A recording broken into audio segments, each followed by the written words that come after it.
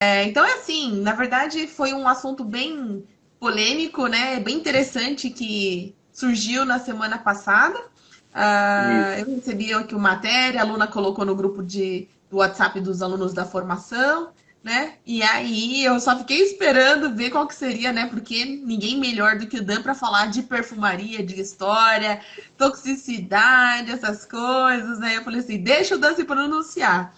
E no final acabou sendo uma aula, né? Eu falei assim, não, a gente tem que capitalizar isso aí, né? Para que as pessoas percebam, né? Entendam que nem tudo que se fala por aí é porcaria, né? Porque a gente sabe que tem muita coisa na mídia que sai que é ruim, né? Que é de má qualidade, né? Sim. E em se tratando de um portal conhecido como UOL, a gente tem que prestar atenção, né? Entendeu? Lógico que nem tudo que eles postam é bom, mas, né, com certeza o pessoal fez a lição de casa lá, minimamente, para fazer essa postagem, né? Com certeza. Então é isso, né? Tipo, esse artigo, ele fala que num estudo mais recente, né? Começaram a investigar e viram que pode ser, né, que o uso de óleos essenciais, que era uma das bases de matéria-prima de perfumaria, né, antigamente não tinha, né, os sintéticos, assim, né, como hoje se usa, né, entendeu? Então, a frequência e tudo mais, que é o que o Dan vai falar, no uso É. dos perfumes, poderia ter propiciado, sim, um câncer de estômago, né? Que foi a doença que matou o Napoleão, né? Mas vamos deixar para Dan falar aí um pouquinho. Vão anotando suas perguntas e no final a gente abre aí.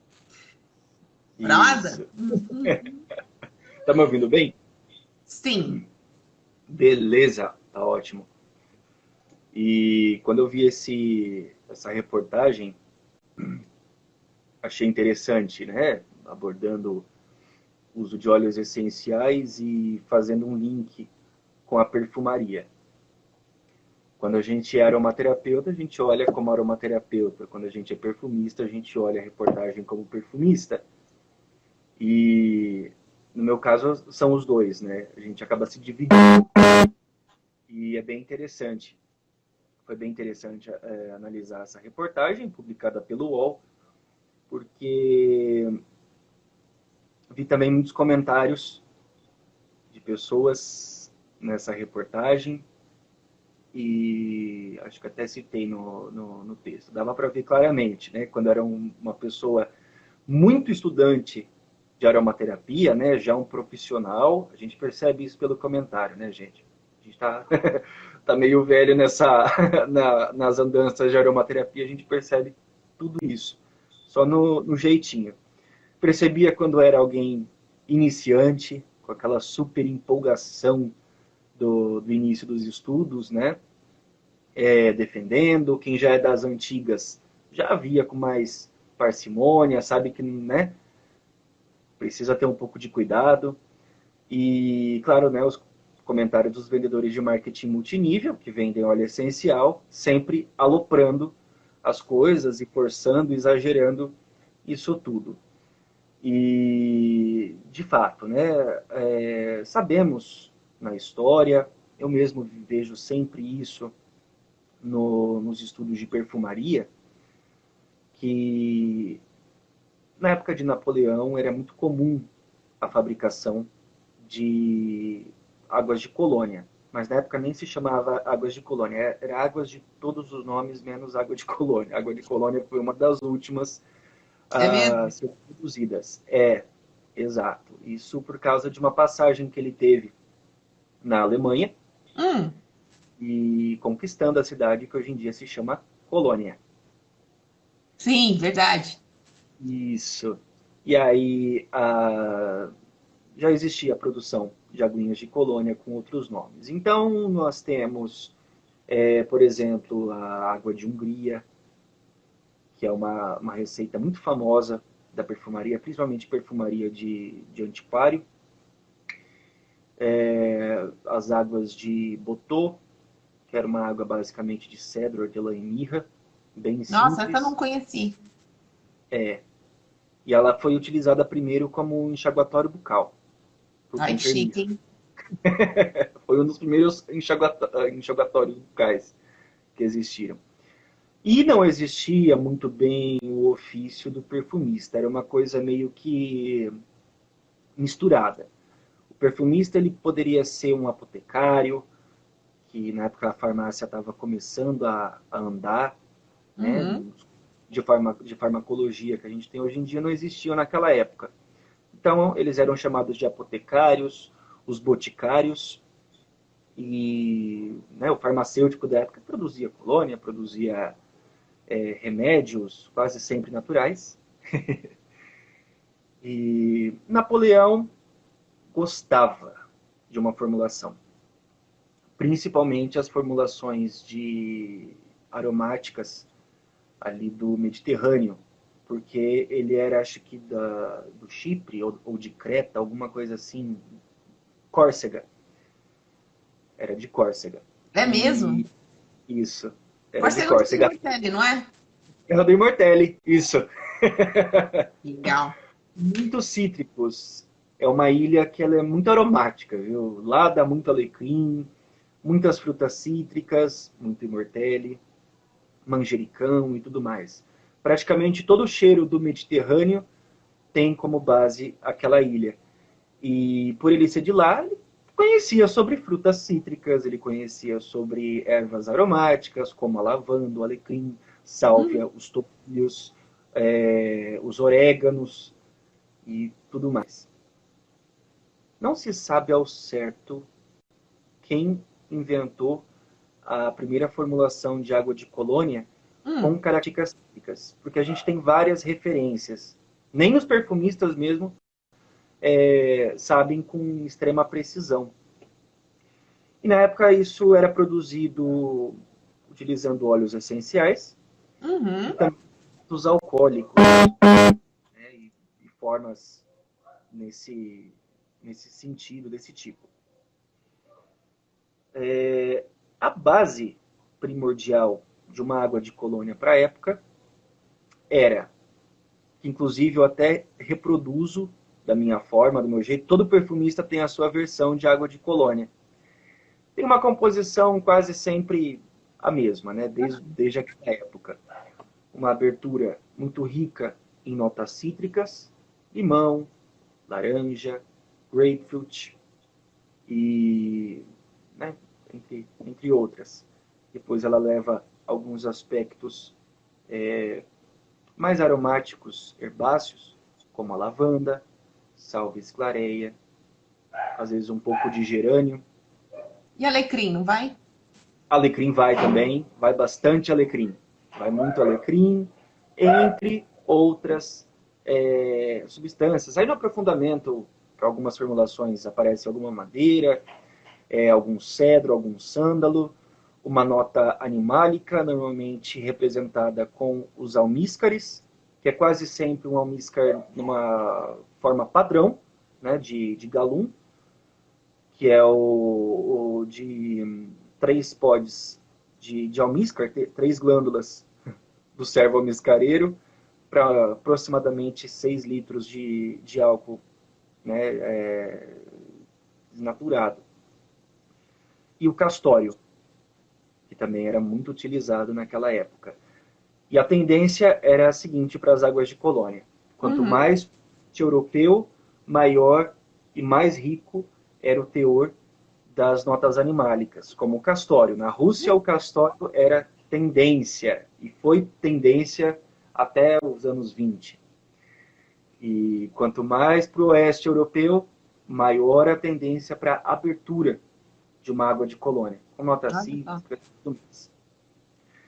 E dentre, né, de tantas fórmulas que existiam na época, Napoleão se interessou por uma, que era essa de altíssima abertura cítrica e tudo mais. Lembrando que, na época, o perfumista e o farmacêutico, que era o apotecário, o boticário, né, se misturavam.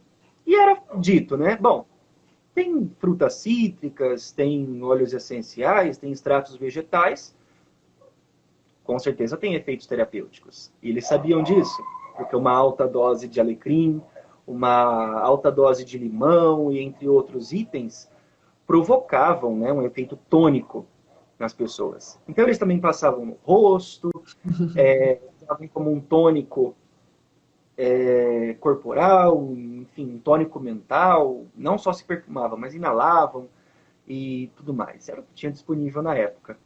E não Pois tem bem, como não perceber, né, a mudança no estado de humor e tudo mais. Impossível, né?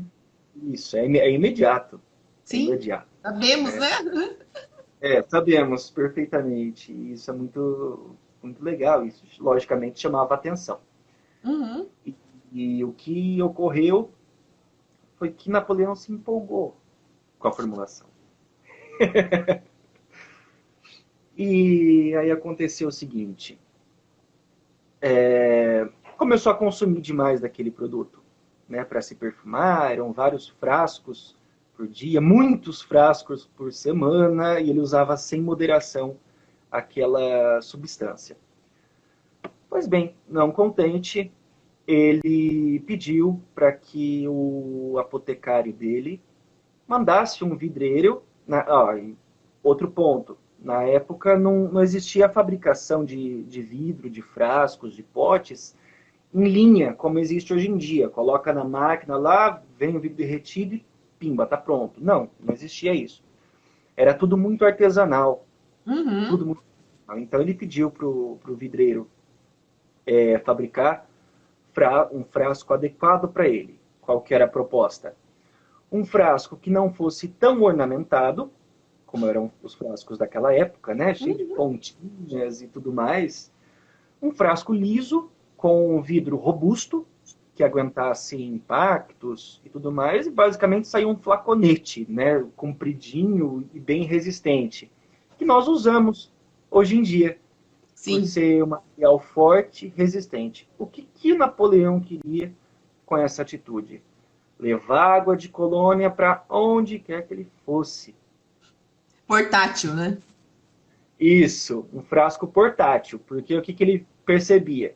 Se era um frasco ornamentado, né, um frasco de tocador, nem sei se as pessoas usam mais tocador hoje em dia, acho que não, né? É bem comum, Pouco. né? Mas acho que sim. Usa um tocador. E aquilo machucava, né? Cheio de pontas e ornamentos com pedra e metal e tudo mais. Então, uma Quebrava, coisa né? robusta, quebrava. E então, uma coisa lisa, robusta, que aguentasse, enfim, os trancos da vida dele, que eram muitos. Ele passou a levar isso e difundir o conceito de água de colônia por onde quer que ele passasse, né? Foi aí, eu acho que o auge do conhecimento da água de colônia começou a se dissipar. Logicamente, os pedidos da Europa ficaram muito maiores. Então, as pessoas passaram a pedir por mais água de colônia, a pedir por mais arômatas de água de colônia, e tudo foi caminhando. Mas Napoleão, ele não era muito medido, sabe? Ele não sabia dosar direito as coisas. Ele entendia de invasões, ele entendia muito de guerras. Com as outras coisas, ele era muito exagerado. Ele era um megalomaníaco, né? Nossa. Assim como foi Nero, entre outros. Cada um do seu jeito, cada um no seu tempo, mas tem esses traços semelhantes. Sim. Bom, não contente, ele também tomava a água de colônia. Lembrando que o conselho, hoje em dia não se bebe uma água de colônia, mas na Hum. época é apregoado dessa forma, como Meu um Deus. remédio, também como um tônico geral. Sim, né? Isso. Que é E ele bom, tomava, né? tomava, Doido, né? fosse um remédio várias vezes e tudo ia fluindo. E tem um ponto. Recentemente, um pesquisador que eu vou até olhar aqui o nome dele,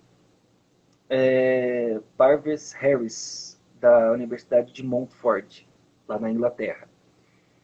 Ele percebeu que pode haver relação do Sim. consumo da água de colônia, feita pelo Napoleão, e os óleos essenciais contidos nela. Ok. Isso é uma observação bem recente. As observações de antes é que, bom, é uma morte bem misteriosa que ele teve. E, na realidade, ninguém sabe ao certo o que gerou aquele câncer dele. E aí entra aquele ponto de visão do perfumista. Não se limita somente ao óleo essencial. Sim, lógico. Na época dele, era muito comum fazer uma coisa que é bem também, né, importante hoje em dia, que são os ensaios colorimétricos da composição de perfumaria. É uma das fases finais. Então a gente testa a colorimetria das coisas, verifica tonalidades, busca meios de alterar as cores. Às vezes, né, fica aí uma composição meio com cor de burro quando foge. Não sei de onde que vem essa expressão, mas isso Menina. acontece. Então a gente vai, procura corantes naturais, e, entre outras coisas, para adicionar isso. Porque isso também é a personalidade do perfume. Né? Sempre uma coisa branca, ou sempre uma coisa amarelo. E que tom de amarelo é esse? Para onde que está indo esse amarelo? Ele está indo para um amarelo creme, um amarelinho champanhe, para um âmbar, para um amarelo com toque de marrom, um amarelo com tendência para o laranja, para o vermelho. Onde que está indo? E os perfumistas, os boticários e apotecários da época também faziam isso. Hum, E é muito importante lembrar que naquela época napoleônica, a ciência tinha uma explosão grande. Dentre as fases de grande explosão de interesse pela ciência, a época dele foi uma delas. uhum, Ocorreu que os pesquisadores, né, tudo mais, desenvolviam pigmentos. Eles queriam parar de depender sempre do pigmento natural e tentavam misturar substâncias químicas, iam formando composições. uhum. Né? E apareceram, por exemplo, os primórdios do que anos e anos depois viria a ser o azul da Prússia. Azul da Prússia é um composto químico que foi muito usado em pinturas de quadro, né, Hum. de alguns séculos atrás, que é basicamente composto por cianetos e cianuretos Nossa. com íons metálicos. São cores de azul profundo, ou de um azul esverdeado, um azul mais, né? Também naquela época na Europa apareciam os primórdios da produção de um composto de arsênio e cobre, que tempos depois, Hum. vitoriana da Inglaterra iria receber o nome de verde de Shelley. É um verde maçã, só que sem uma saturação de amarelo. Ele é um verde um pouquinho, alguns tons abaixo. Tipo um verde maçã. E Tá. era um rico em arsênio. O Nossa. arsênio é uma substância química muito tóxica, muito Sim. venenosa. E principalmente se ele tiver na forma de sais. Só que tem um outro ponto, né? Um sal inorgânico, ele continua venenoso. Mas se o átomo de arsênio é introduzido dentro de uma molécula orgânica, ele vira um Hum. arsênio orgânico e fica muito mais absorvível no corpo. Ui. Isso.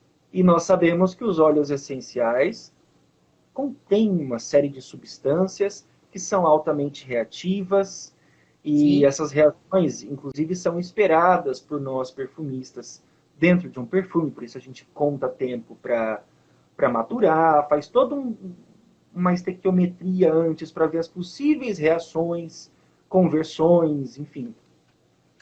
E nesse meio ponto, eles adicionavam várias substâncias nas fórmulas de perfume para mudar a cor, para dar cor, para ficar bonito, ou para remover um tom feio, meio apagado.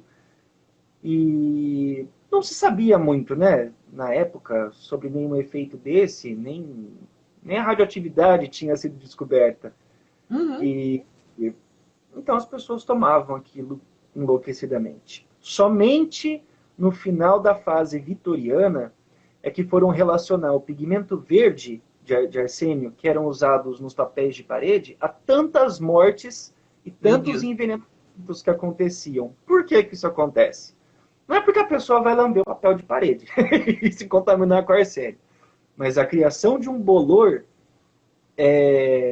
faz com que esse bolor produza gases ricos em arsênio, como a arsina. A pessoa inala aquela substância e acontece o envenenamento. E ele vai Nossa. acontecer gradualmente. Aí, depois de uns anos, a pessoa apresentava distúrbios neurológicos, distúrbios gastrointestinais, cânceres, manchas na pele, umas manchas pretas que são típicas do arsênio, aparecem umas manchas na unha também, né? Bate o olho e fala, tem arsênio aí.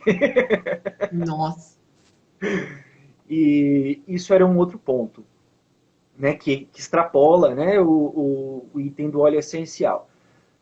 Mas e o óleo essencial da colônia? O que contribuiu? Bom, Uhum. sabemos na perfumaria que uma composição de água de colônia não é uma composição de perfume. Não é uma composição de eau de toilette, né? Uma água de toilette, não é uma composição de um extrato. Por quê? As águas de colônia aparecem somente entre 1% a 5%. Às vezes algum perfumista extrapola. Eu tenho uma colônia que eu fabrico que ela tem 7%, que é a colônia de veraneio. E se limita nisso. É uma quantidade baixa, Sim. né? Baixa, tranquila. Mas existe o outro ponto. E o longo prazo do consumo disso? A Né? frequência, né? A frequência e a Sim. quantidade. Tem documentos que falam que ele usava 2 frascos por dia. Já vi alguns livros falando, são 3 frascos. Seja dois, seja três é muito, né? Pois é. Aí já começa a complicar. E o óleo essencial pode sim ter contribuído para isso, se a gente for olhar com bastante cautela para isso. Não sozinho, mas com a junção de fatores, como os envenenamentos pelos pigmentos, entre outras coisas. Na época, os hábitos eram completamente diferentes do que a gente tem hoje. E eu considero também o ponto emocional dele, né? Que não Sim. devia ser nada estável. Napoleão tinha bastante dificuldade de digerir certas emoções. Não é à toa que o Certas... câncer é no estômago, né? No estômago, Pois é. né? Estômago, esôfago, duodeno. Ele tinha bastante problema com isso. E sentia bastante dores, pelo que eu andei vendo aí na história. Uhum. E acontece que é uma junção de fatores, né? Um emocional que contribui, liberando fatores epigenéticos, cargas de estresse muito alto, já é um estímulo. Já tem aí a elaboração, né? Uma síntese de maior quantidade de cortisol, que vão produzir sinalizações químicas para células específicas, que vão emitir sinais químicos para alguma organela, e ela passa a sintetizar coisas diferentes e consegue afetar alguma coisa no núcleo, enfim, a formação de um câncer, né, no nível celular. Uhum. E fatores de fora, fatores xenobióticos, substâncias químicas tóxicas que não tem como culpar. Né? Falar, foi isso. Ninguém sabia disso na época. Sim. Era tudo muita novidade, gente. Não tinha como recusar um pigmento azul profundo, um azul da Prússia profundo. É um tom de azul muito bonito. Sim. Não, estou sem as tintas aqui, senão eu ia pegar um azul da Prússia para vocês verem. Um azul da Prússia moderno, sem os cianetos. E né, não se sabia de nada, muito menos sobre óleo essencial, já que era uma coisa de uso tão comum. Sim. Existe também uma citação que apareceu no New England, num jornal inglês de medicina, que cita sobre a exposição de algumas pessoas aos óleos essenciais, Hum. desenvolvendo ginecomastia. o aumento do peito do homem. Né? O homem tabuinha, a mulher cresce. Aí, nesse caso, acontecia, com certeza, uma falha hormonal. Uhum. É um agente disruptor endócrino. Sim. E Napoleão teve isso em um É momento da... mesmo. a tetinha dele cresceu. Ele criou peitinho. Que, né, é provocado por um inchaço de glândulas mamárias. O homem também tem glândulas mamárias, né, mas ela é Sim. atrofiada por fatores hormonais. Nice. Uhum. E ele foi desenvolvendo isso ao longo do tempo e acabou que também foi relacionado ao uso de óleo essencial. Sabemos que alguns óleos essenciais contêm altos teores de cetona, de várias cetonas. Por exemplo, a cânfora do alecrim, que pode ser um disruptor endócrino, em Olha só. alguns casos.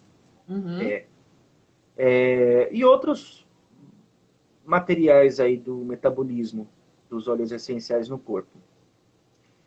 E existe também uma quantidade de salves clareia, os extratos de salves clareia, ainda nem tanto no óleo essencial, mas na época se fazia extratos alcoólicos de salves clareia, que não é nenhuma tintura padrão que se usa em fitoterapia hoje em dia. Era uma outra coisa, era um outro processo, acaba trocando várias vezes no material e acabava extraindo certas substâncias que não aparecem no óleo essencial e que tem um valor hormonal grande e impactante.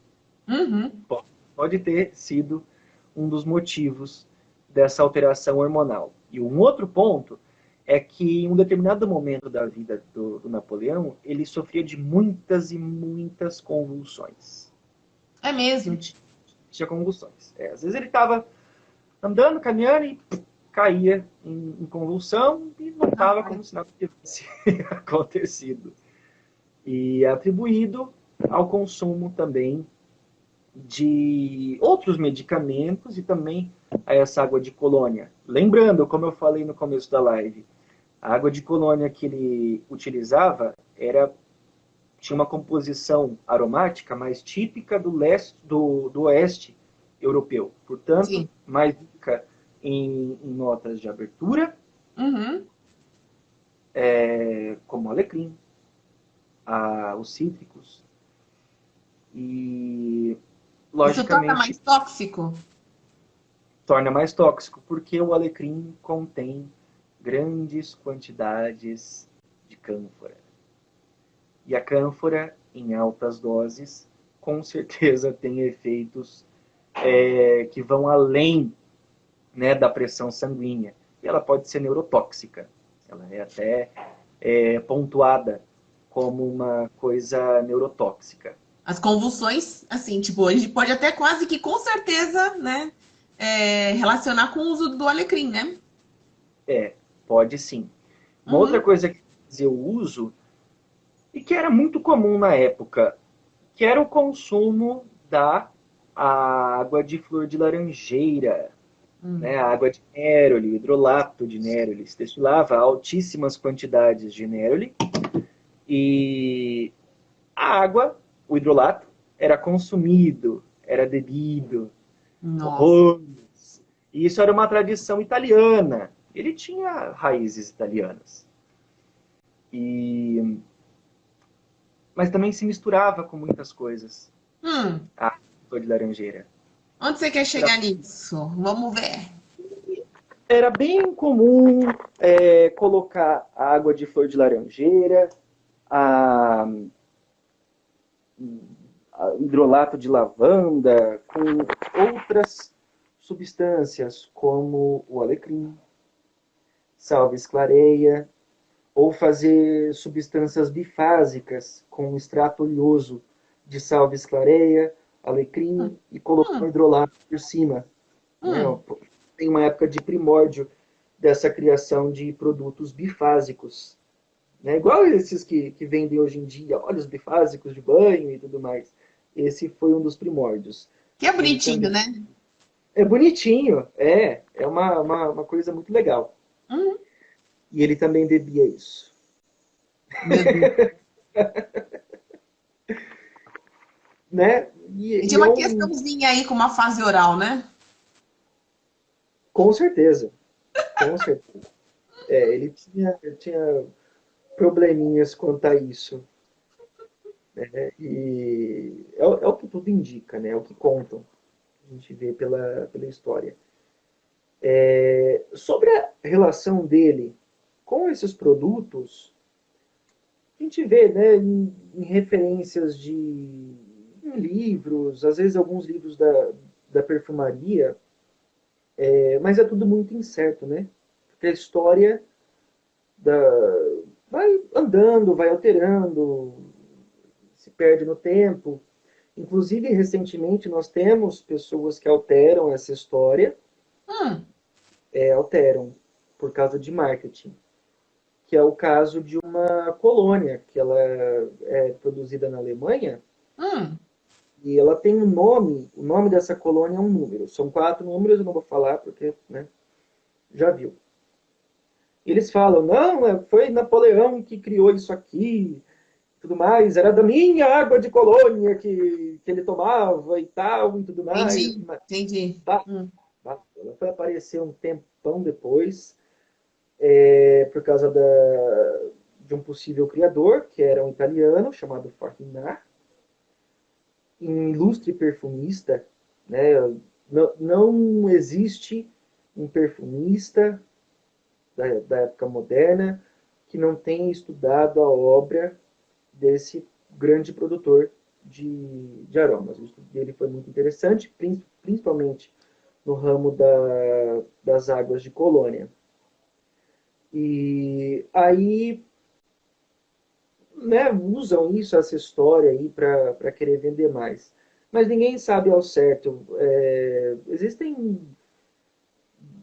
vários pontos, né, que falam, que era, e é o que eu acho mais pertinente, que era o apotecário dele, porque ele Uhum. contratava apotecários, contratava boticários para trabalhar para ele, mesmo porque a demanda de remédio para ele, para a família dele era muito grande, né, e tudo mais.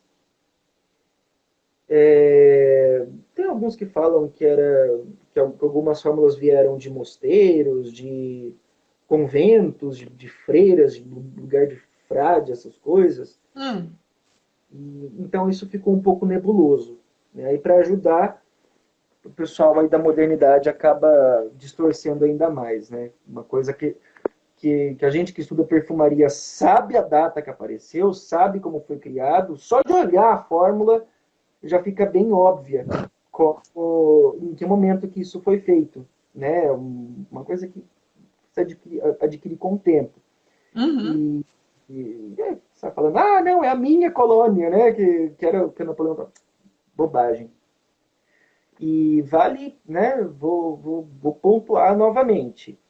Colônias, águas de colônias das épocas do Napô eram também remédios.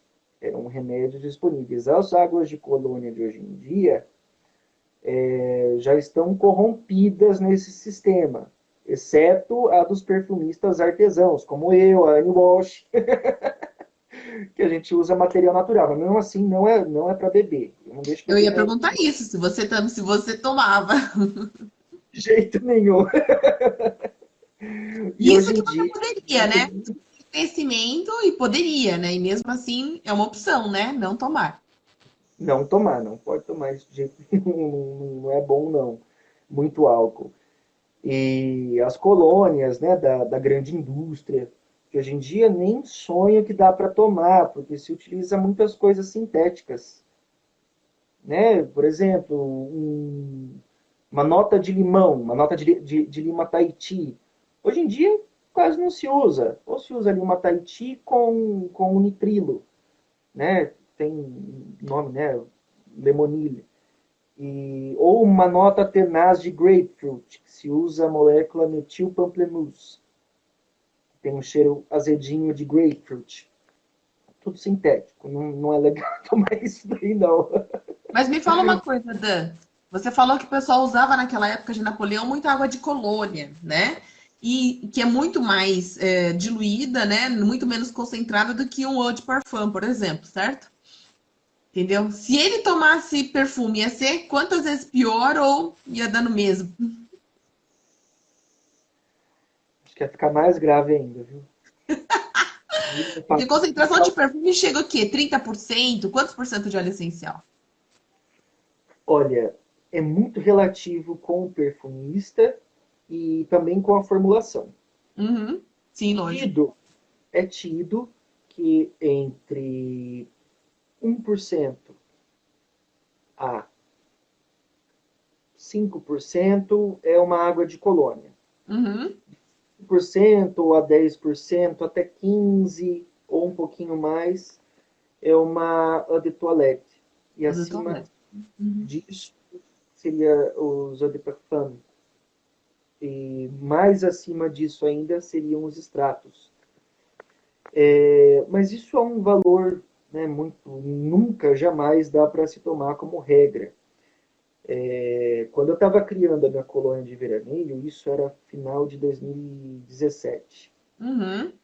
Uma colônia que eu fabrico só no mês de junho, por ser inverno, e eu quero trazer uma impressão de verão. E momentos antes que eu coloco para vender, antes de entrar o verão, para que as pessoas usem só Uhum. no verão, até março. É uma brincadeira que eu faço porque é uma colônia de veraneio. Sim. E eu testei várias coisas, né, de concentração para essa água de colônia. Uhum. Pô, a ideal foi a 7%. Para Legal. minha formulação. Para minha Legal. formulação. Se eu usasse menos, ela não iria funcionar do jeito que eu queria. Mas tem outras colônias que eu fabrico, vão 3, vão 5%. Depende dos olhos, né, também. Muito dos óleos, depende da composição Sim. e a forma que o álcool se apresenta. Né? O álcool do perfumista não é simplesmente colocar um material ali e jogando o álcool por cima até atingir uma titulação. Não, esse álcool ele é trabalhado antes. Ele é prefixado, às vezes ele fica meses em algum processo antes de adicionar a fragrância, É mesmo. para formar o perfume. Depois tem mais o tempo de maturação. Então isso também influencia. E é tido que os álcoois prefixados com maior teor de certas substâncias, como algumas resinas, alguns materiais animálicos, como almíscar, castório, civeta, ou algumas madeiras, alguns extratos de algumas coisas, não vou ficar falando. É, é uma concentração maior, porque são substâncias que têm o poder de fixar melhor a fragrância concentrada. Já quando tem um outro processo envolvido, a concentração é alterada. Então, vai muito além da arte do perfumista, mas também do que está ali na composição daquela fórmula. E aí cria-se muitas variáveis. E o mesmo funciona também para as eau de toilette, eau de parfum e por aí vai. Nessa matéria, o que eu achei interessante é que ele fala muito especificamente dos óleos essenciais. Sabemos que podem ser várias coisas, né? Mas como você Sim, falou, né? Tinha corantes, arsênico, várias coisas que já se sabia que matavam as pessoas antigamente sem que elas soubessem, né? Entendeu? exato. Mas foi interessante chamar atenção para o óleo essencial, não só por conta, né, do poder do óleo essencial, né? Mas até como um alerta para o aluno, para as pessoas, ainda mais com essa invasão desse povo do marketing multinível, né? Entendeu? Dando para as pessoas tomarem os óleos essenciais, né? Então é bom para as pessoas saberem disso, né? O quanto que elas estão arriscando as suas próprias vidas ingerindo óleo essencial, você não acha? Com certeza, com certeza. E foi o ponto que eu observei nessa reportagem, né, no teor de comentários que tinha. Acha, eu uso óleos essenciais, eu bebo óleos essenciais, tá tudo ótimo. Tudo Vai ótimo. nessa. Vai nessa, E né? aí vai vir, em algum momento, algum aromaterapeuta desesperado, porque catou um caso de alguém intoxicado com óleo essencial e não sabe o que fazer. Deixa as pitangas pra gente e a gente vai ajudar. É sempre assim, essa história vai se repetir enquanto esse pessoal aparecer. Quais são E, as reações que podem dar, assim, no médio e longo prazo, de ingestão incorreta dos óleos essenciais, Dan? Só para a gente dar uma assustada mais no povo. sim, são muitas, são muitas. Muito interessante essa pergunta, gosto muito disso, porque realmente existe uma tendência de, de certa... Deixa eu colocar o carregador aqui no meu celular. Eu vou sentar ali na minha poltroninha. Existe certas reações que são em curto prazo, que eu acho que são as que a gente mais costuma comentar, né? E tem também as reações a longo prazo. Geralmente, essas reações a longo prazo tendem a ser sistêmicas e não apresentam tanto aquela conotação. Este óleo essencial é considerado hepatotóxico, ou aquele outro é neurotóxico, e o outro é um disruptor endócrino. E, enfim, geralmente são reações sistêmicas, né, de uma série de desequilíbrios no organismo, uma série de desequilíbrios no metabolismo, até mesmo de substâncias que o próprio corpo fabrica, isso começa no fígado, alteração de hormônios, desestruturação das células do fígado, como os óleos essenciais que fazem a remoção de glutationa. Sem glutationa, não tem quase metabolismo das coisas. E tem substâncias em óleos essenciais que fazem a remoção da glutationa. Ou seja, Logo, aumenta ainda mais o nível de intoxicação. isso, tudo fica mais tóxico. Uhum. Então, se uma pessoa que faz um consumo assíduo disso, muito frequente, sem dosar corretamente, o que é muito raro de acontecer, existe essa possibilidade. Fazer a remoção da glutationa de boa parte, lesar as estruturas que fabricam isso e não conseguir mais metabolizar corretamente um medicamento, um diclofenaco que seja, um diclofenaco de sódio, potássio, um clonazepam da vida, enfim, um xarope de tosse, alguma coisa assim.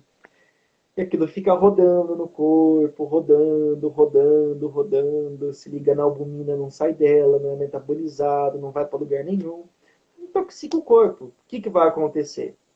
Hum. Efeitos nos rins, Nossa. nos nefrons, em mais células do fígado, e efeitos no cérebro, efeitos na medula, no sistema nervoso, alterações do sistema nervoso autônomo, alterações do peristaltismo, geralmente é para menos, porque tem que vai desligando essas coisas, convulsões, neurastenias, alterações no ritmo cardíaco.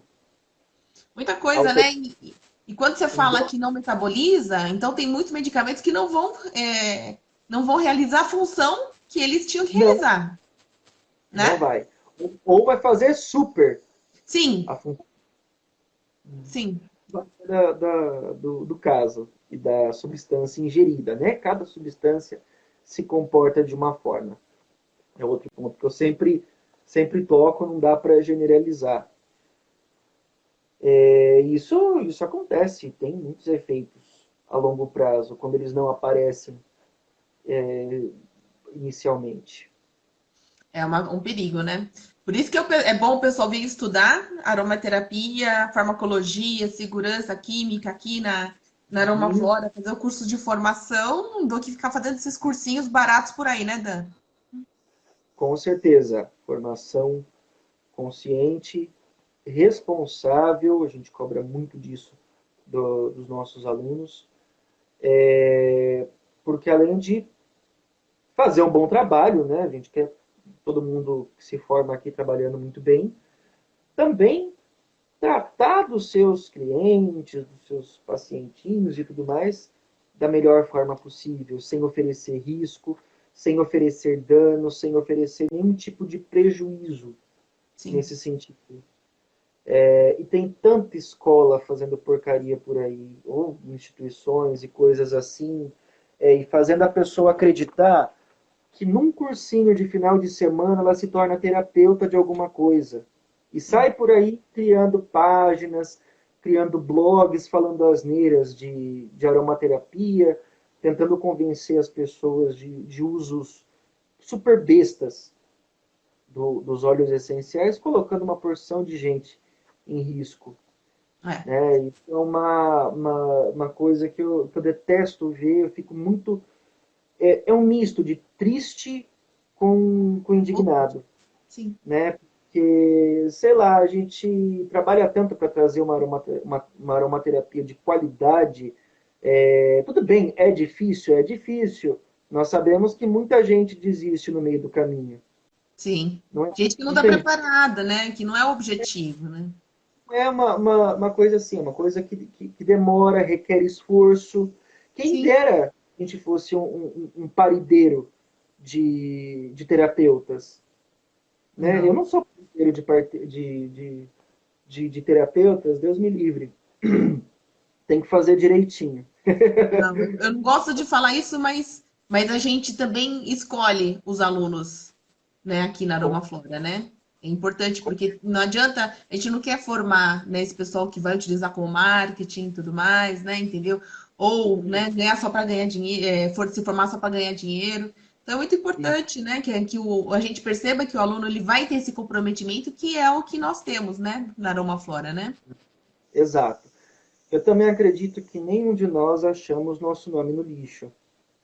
Sim, Nenhum de nós estudou e cria carreira para formar profissionais que não sejam atuantes, não sejam bons para o mercado e, principalmente, responsabilidade em atender as pessoas. Né? Quando a sim, gente usa um óleo essencial, uma aromaterapia em nós, o problema é seu, inteiramente seu. Mas quando nós definimos utilizar um óleo essencial em uma outra pessoa, eu acredito, a Beatriz acredita, a Emília e todo mundo da Aramaflora acredita que são valores que devem ser cobrados à sim, risca, sim, em todos os sentidos, tanto na performance, no nível de estudo, de esforço, de intelecto, em tratamento, no nosso curso é cobrado isso. Ficha sim. de atendimento, TCC e tudo mais. Não é uma tarefa fácil. Não é Não. uma tarefa fácil. E também a perseverança. Não existe terapeuta que não tenha perseverança nas coisas. E a gente tem que respeitar aquela máxima, né? Não é porque é natural que é seguro, né? Porque afinal de contas até a água mata, né, Dan? Cara, gente, eu fico doido com isso. Mas É que é uma assim, viu? banalização, né? É uma Hum. banalização, é aquele greenwash, Ixi, né? Das tá coisas. cheio. Ah, não tem problema. Tem problema, sim. Sim, não é triste. Mas olha só, você achou que não ia dar tempo para assunto? Já faltam 10 minutos para a gente acabar, faltam 9 minutos. E eu não vou Pode. deixar o nosso querido público aí, né, sem respostas. Então eu vou abrir aqui, a gente vai finalizando, né? Mas eu vou É, abrir quem quiser, né, colocar a pergunta aí no balãozinho com a interrogação, né? Desde que não olha, seja palhaçada de marketing multinível, a gente vai responder com toda a educação, né? Então, quem quiser falar alguma coisa, escreva aí no balãozinho, por favor, para a gente poder organizar, né, uma pessoa, essas perguntas. Fala, Dan. teve uma pessoa que subiu aqui, esqueci, acho que é Simone, alguma coisa assim. Ela falou para não usar óleo essencial em bebê, que isso deve ser considerado caso de polícia. Gente, que cuidado que tem que ter isso. O próprio Robert Serran, naquela Bíblia desse tamanhão, pesado pra caramba aquele livro, que é uma obra-prima, né? Hoje eu até comentei dele com uma aluna para ela fazer o nosso TCC. Fiz a indicação do livro, que é um tema complexo, né? Eu Uhum. estava puxando aqui umas coisas, produzindo curso, falei, eu vou falar disso para a aluna. indicando. Muito cuidado com bebê, gente.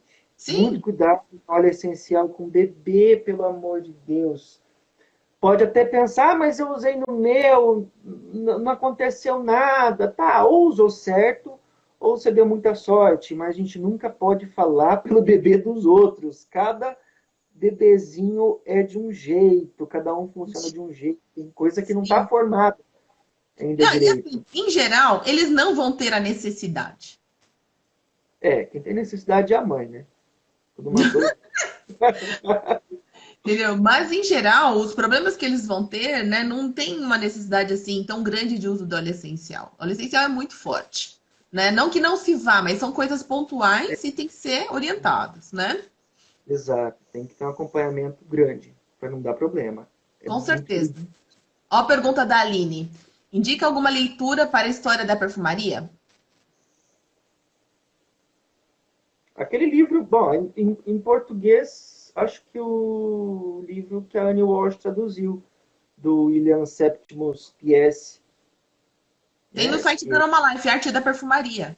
tem isso, a Arte da Perfumaria, que é um livro muito importante. Esse foi um perfumista britânico, Uhum, e ele te traz uma visão de uma perfumaria antiga, mas não tão antiga assim. Foi do momento da divisão das águas, da perfumaria antiga para uma perfumaria moderna, onde começaram a sintetizar as primeiras moléculas uhum. e tudo mais. E ele é muito fácil de ler, né? Ele é um livro palatável, que não usa uma linguagem muito rebuscada, que você tem que ficar estudando outras coisas junto para entender. Eu acho ótimo, né? Uhum.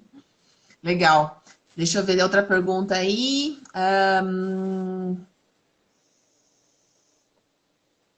Marcelo perguntou: óleo essencial de baunilha atacou minha sinusite. É normal?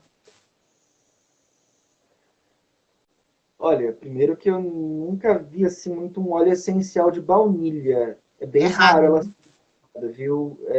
Geralmente é um absoluto que é utilizado. Como eu não sei a procedência, não sei nada, não posso afirmar. Mas, com certeza, a baunilha pode provocar isso se não estiver bem dosada.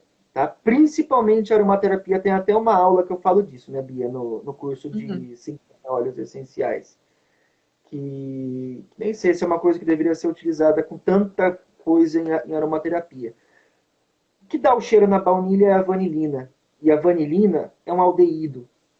E por ser um aldeído, é uma espécie, uma molécula, são moléculas muito reativas.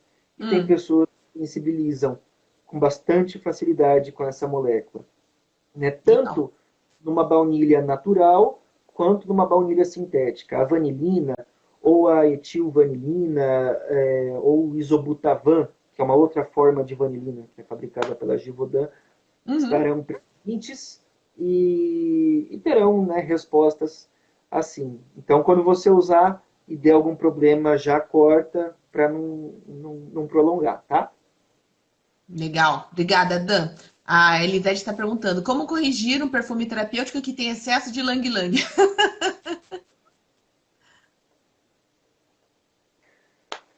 Perfume terapêutico. Eu não fabrico perfume terapêutico, gente. Não entendo de perfume terapêutico. Perfumaria é uma outra coisa. Perfume terapêutico. Nem vamos entrar na discussão, Dan. Vamos, que senão daqui a pouco o nosso tempo tá. Não vamos entrar nessa briga, não. Tem que estudar, né, gente? Tem que estudar isso para fazer correções. E Lang Lang é uma nota muito forte, muito tenaz, e dependendo da fração de Lang Lang que você está usando, a forma de você alterar isso é diferente também, porque a química das frações são diferentes. Então tem que fazer as diluições. Tudo começa assim, tá? Tem que aumentar, né? Não, depende da concentração, né, do Lang Lang, porque às vezes haja álcool, né, para você diluir, porque não existe aquela coisa de neutralizar. É que nem quando você fala de, vou neutralizar o aroma de cigarro do local. Não existe, né? As moléculas estão ali, né? Entendeu? Então, assim, é difícil. Você tem que realmente aumentar a É, quantidade de base aí de álcool né, refazer o cálculo, né? Usar os FMs aí, que é quem faz o curso de aromaterapia comigo, sabe, né? Exato, exato. Isso daí é a melhor forma para fazer um spray aromático ou um perfume terapêutico. Mas na perfumaria esse conceito ele é diferenciado, né? Não tem como abafar um cheiro, igual a Bia falou. Não tem. É possível abafar em partes, só que cada caso é um caso. Nós lapidamos, aparamos pontas, damos tenacidade, aprofundamos, colocamos misturadores, usamos substâncias que vão aprofundar o cheiro, que cortam farpas, que modelam uma nota. Por exemplo, esses dias eu estava conversando com a Annie Walsh sobre a Miris, sobre uma propriedade que ele tem em aparar certas farpas de certas substâncias em um perfume. E não funciona com outros, funciona com um, funciona com outros. É muito relativo isso, viu? Ah, né? Então tá. Pergunta da Ana. Poderia falar se uma pessoa com depressão e insônia pode usar o Ajoan Uma pessoa com depressão, e insônia? A Joana, ele tem algumas contraindicações, tem que tomar cuidado, né? É um óleo muito forte. tem contraindicações, ele tem muito timol. Na Sim, verdade, eu acho o Jovan bastante estimulante, mas em sim. alguns casos ele pode ser interessante. Tem que tomar cuidado na diluição dele, tá? Porque ele tem timol e o timol ele é dermocáustico, ele pode arder, dar uma sensação de pinicação. Isso não é legal, tá? Falo por Não. experiência própria. É só do... Legal, legal. Qual a diferença de um absoluto para o óleo essencial? Ó, essa pergunta é de perfumaria ainda. de perfumaria e também é a pergunta do introdutório É, na formação de aromaterapia. sim. Toda a diferença, não vou me delongar muito nisso, que esse papo Opa. rende também, né? Óleo essencial é o que é extraído por destilação a vapor ou arraste de vapor, e o absoluto é extraído por solvente, sendo produzido depois o concreto, e esse concreto é lavado com outro solvente, como o álcool, e esse álcool depois é evaporado em baixa pressão, produzindo um extrato absoluto. Um não substitui o outro por conter substâncias químicas diferentes devido às afinidades químicas das plantas e das moléculas em questão. Tá? Legal. Dan, qual óleo afeta a glutationa? Todos. Todos afetam em maior ou menor.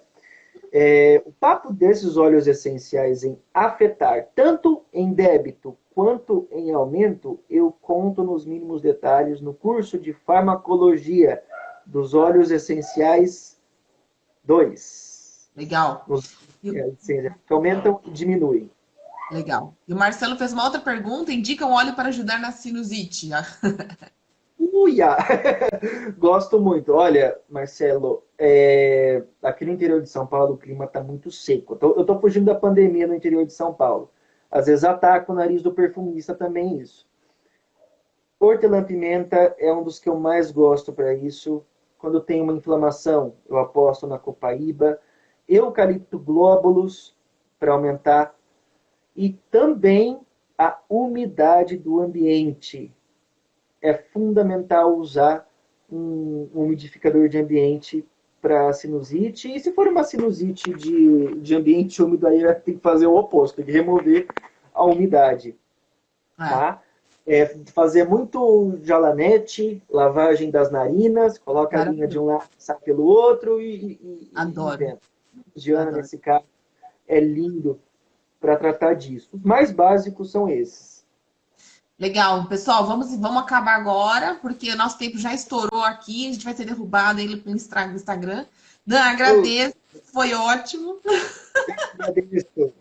Eu que agradeço. Foi um prazer. Obrigada. E, pessoal, vamos fazer o curso de aromaterapia na Aromaflora, né? Pra vocês verem a seriedade aqui da coisa, não é brincadeira, né? E até a próxima live, pessoal. Até a próxima, pessoal. Obrigado. Tchau, tchau. Tchau, tchau.